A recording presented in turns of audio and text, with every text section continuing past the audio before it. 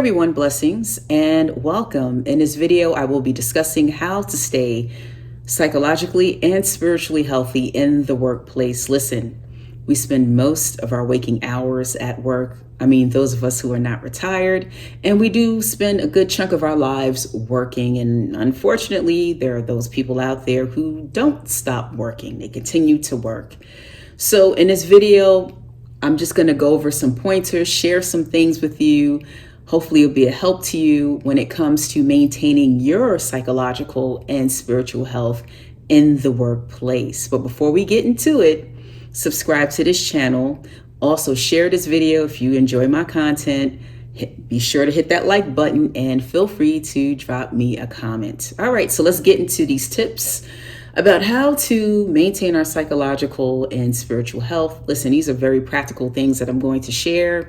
And when it comes down to it, it's really all about our habits. So the first thing that we all should be thinking about when it comes to maintaining our psychological and spiritual health in the workplace, staying healthy while we're in the workforce, is making sure that we have a life outside of work.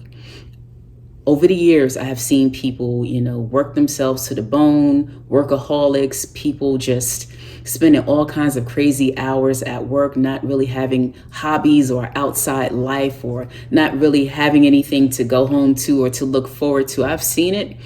It's very, very important for our psychological and our spiritual health to have a life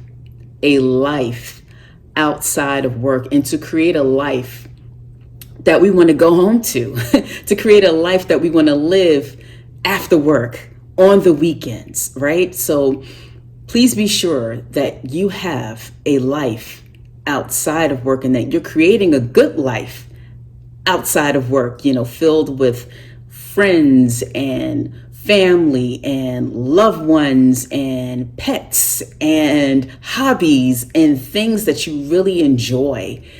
That should be the foundation when it comes to maintaining psychological and spiritual health. That is the foundation.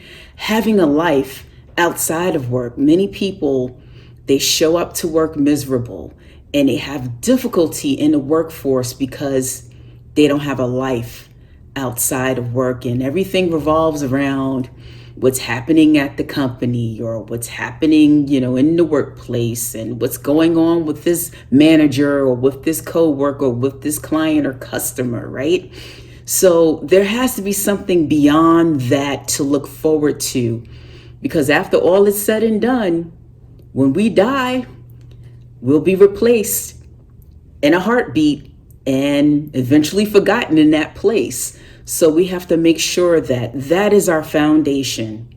Having a life outside of work, an enjoyable life, a happy life, creating that space for ourselves, a space of safety and enjoyment in our homes, right? So that is the very, very foundation of building and making sure that you maintain good psychological and spiritual health, is, really focusing on what's most important, and that's your life outside of work. Your activities and your life shouldn't revolve around your work schedule. And I know that might be difficult for some of you out there, especially if you have demanding jobs. You have a job where you're on call and your schedule is a bit unpredictable, but you have to make sure that when you're not there, like when you're not on the clock, when you're not doing or whatever, just make sure that you have a life outside of that. And this video is really for people who actually work for someone, and I'm sure some of the tips that I share may be helpful to entrepreneurs out there. And you have to make sure you have a life too, because I think it might be more difficult if you're depending on creating your own revenue in your own business. Is a lot of pressure, and you could be spending many, many hours working, especially when you're not depending on others to support you. So you also, even as an entrepreneur, you have to make sure that you have a life, and you know when to stop checking emails and taking calls And you have to know when to turn that off, because that is very, very important. Because unfortunately, I've seen people over the years, they retire and they don't have anything to retire to. So when you do retire, you want to make sure that you have something, a life to retire to. I've seen people, many people actually retire and die shortly after. So make sure you have a life. That is the foundation. The second thing is, habits. Make sure that you have healthy habits. Take care of yourself.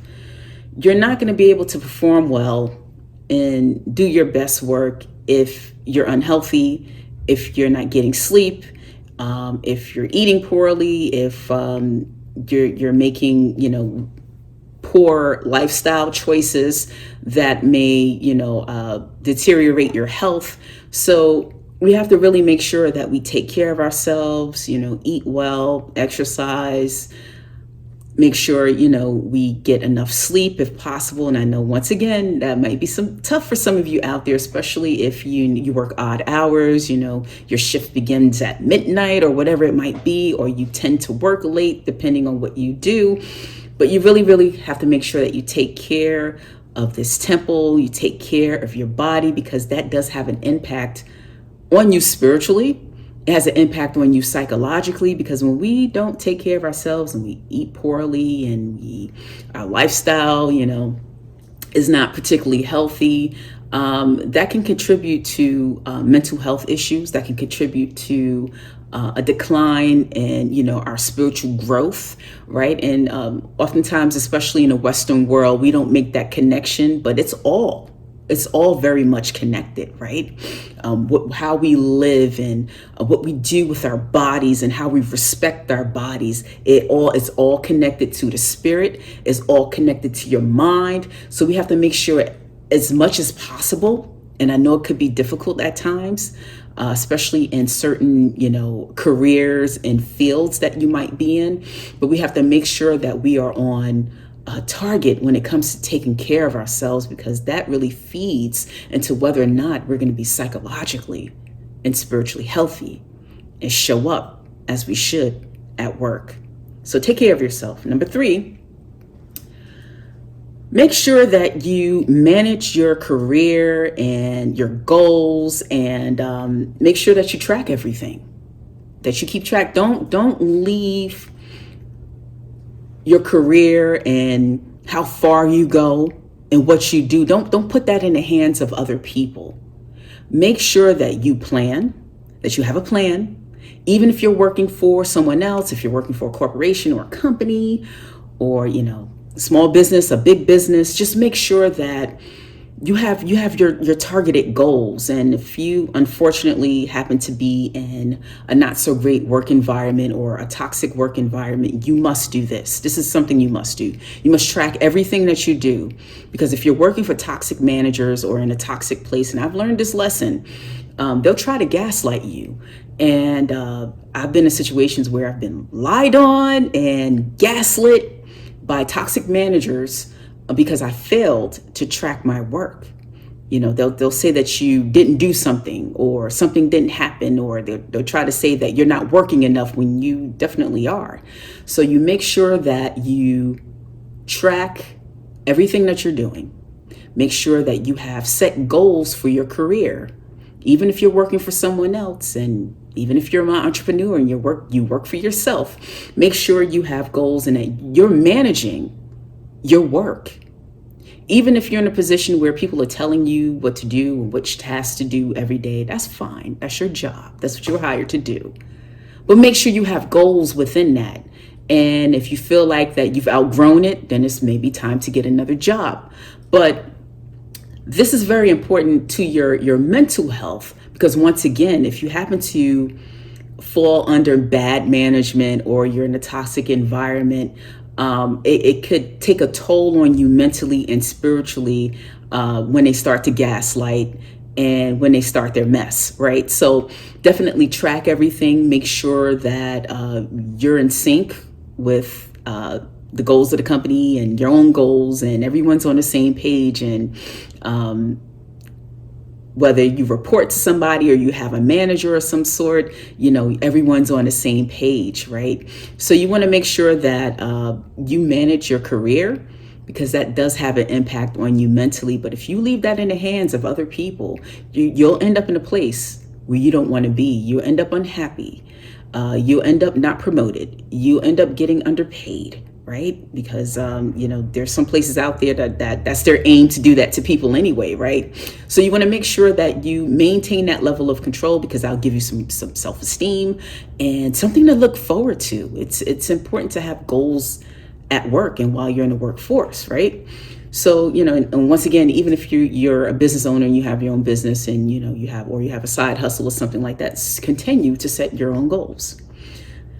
Also, in maintaining your mental and spiritual health, you have to make sure that you, as a worker, that you have a code of conduct for yourself and that you have boundaries, kind of like a code and a law and ethics and things that you'll do and that you don't do at work, right? So I'm gonna give you some examples. So for my own personal life, I do have a code at work. Part of my code is not to gossip. I do not talk about other people at work. I do not participate in gossip. I don't spread rumors. And when I am in the presence of people who are gossiping, I will remove myself. Or if it's in a conversation and they start talking about certain people, I will remove myself if I can't change the topic. So that's part of my code, is not to gossip and not to talk about people. If I can't say what I'm going to say in front of the person, it doesn't need to be said. Right. So that's that's an example of developing a code. So it's a code of conduct, things that you won't do or do at work that will be beneficial to you in the end. I've seen many people get fired. I've seen many people bite the dust at work and get into a lot of trouble, get sued because they just didn't have any code. They didn't work by a code. They didn't have any ethics. They didn't have their own code for themselves, and they didn't have any boundaries. And it's also important for you to set a boundary. Yes, you can. You can definitely set a boundary.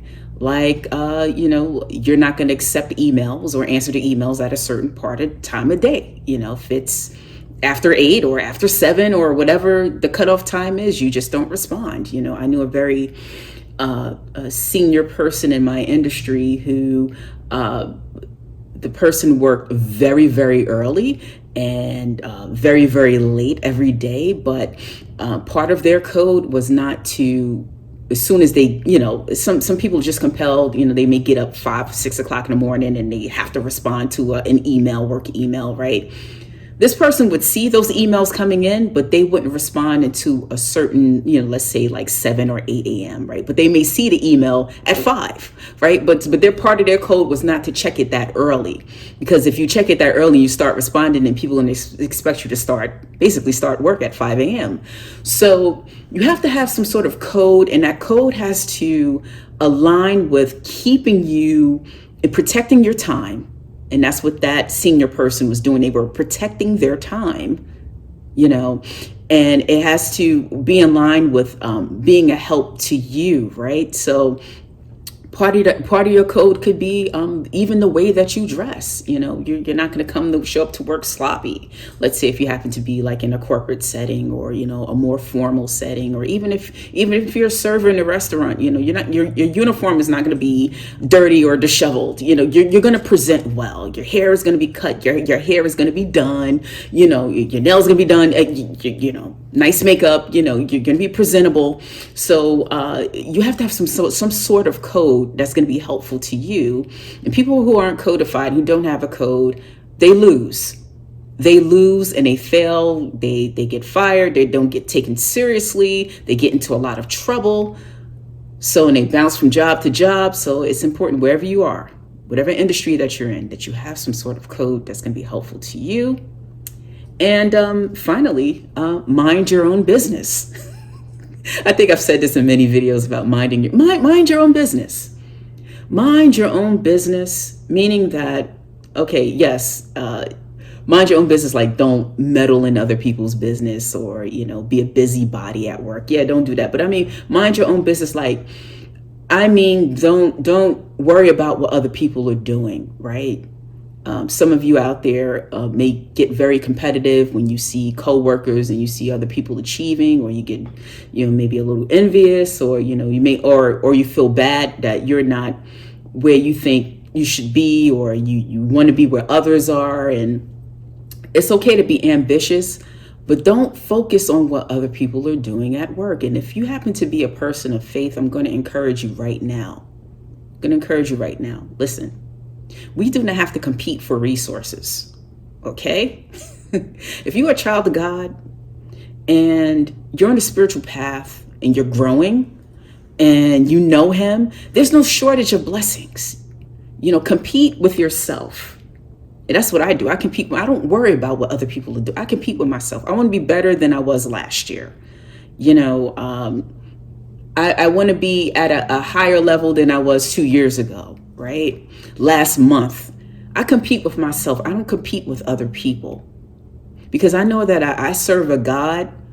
When he's ready to bless, he's going to bless me. I'm already blessed. That's a fact. I'm already blessed. And you're blessed too, right? So don't worry about what other people are doing. Mind your own business. Worry about your own career. Worry about what your own. Worry about what you're going to do with after you retire and things like that. So worry about yourself. Mind your own business and do your job. You were hired to solve a problem. Solve that problem every day and do it well, and get up out of there and live your life.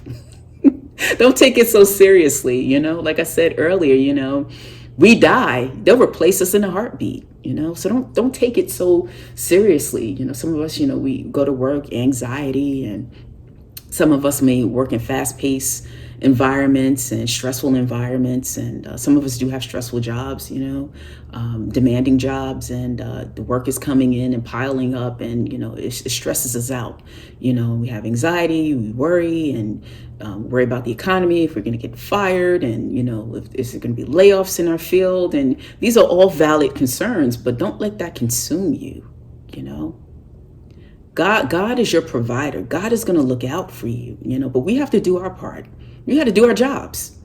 We got to do our jobs. Do your job, do it well, and the Lord will bless you. And if you are working with people who are ungrateful, and maybe your work environment isn't great, do it unto the Lord, right? Work unto the Lord. Don't work for them people. Work for the Lord. And when he's ready, he'll move you to a better job and create opportunities and open up doors for you that you wouldn't have imagined that could have opened up for you. But be faithful and diligent to the Lord. If you happen to be working in a tough environment, he's going to bless you, right? I've worked plenty of jobs that I didn't like, and that I was probably really overqualified for, but I was there for a season, and I needed a job, So I've had messy jobs, dirty jobs, things that other people did not want to do. And I was there doing it, but I was doing it unto the Lord, and I was grateful for the paycheck, even though it wasn't much at the time. So yeah, those are the things that I wanted to share with you in this video. And all of those things that I shared will help you spiritually and psychologically stay fit in the workplace. You do those things, you'll survive, you'll make it. And I just wanted to encourage you with those tips and those pointers, and I hope they've been a blessing to you. Take care, God bless, and I will see you in the next video.